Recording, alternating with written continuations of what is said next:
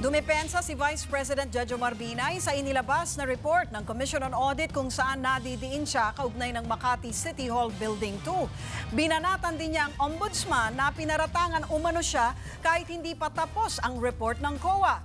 Umaksyon si Patricia Mangune. Ganadong nanligaw ng mga botante si Vice President Jojo Marbinay sa La Union kanina. Pero naging seryoso si VP nang matanong na tungkol sa lumabas na special report ng Commission on Audit o COA kaugnay ng maanomalya umanong Makati City Hall Building 2. Matingkad pa yung demolition by perception. Hindi pa tapos ang proseso sa COA. Kasi sabi ng rules sa COA, yung sinasabing report ng COA, report pa lang yon ng panel. Meron pang procedure dyan nag-iintay. A motion for reconsideration to the Commission.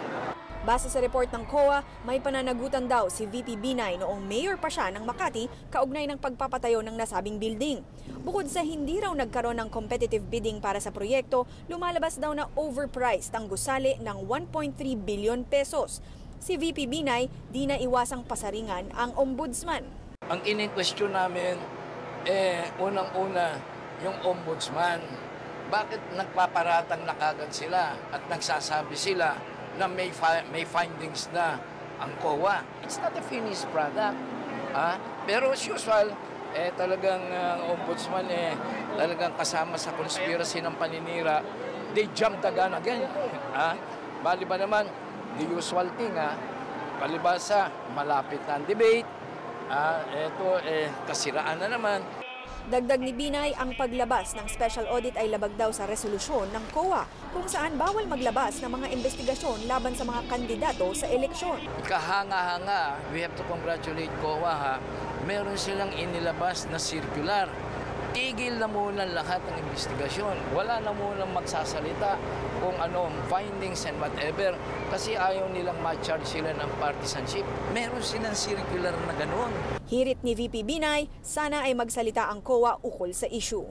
Yung COA na yun, napakaraming beses na sinabing walang irregularity. Suddenly, meron ng allegation na hindi naman natin, kasi hindi pa kami nakakatanggap ng report na yun. Kasi sasagot pa kami dun sa report na yun Sa huli, ipinaalala ni Binay na may immunity pa siya sa anumang kaso. Ang arrest ay mag-uumpisa lamang pag naghabla ka sa husgado. Hindi man ako ihahabla nila sa husgado.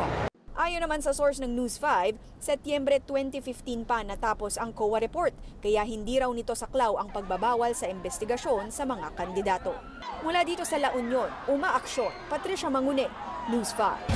Be sure to come back. News 5 everywhere. Copyright 2016.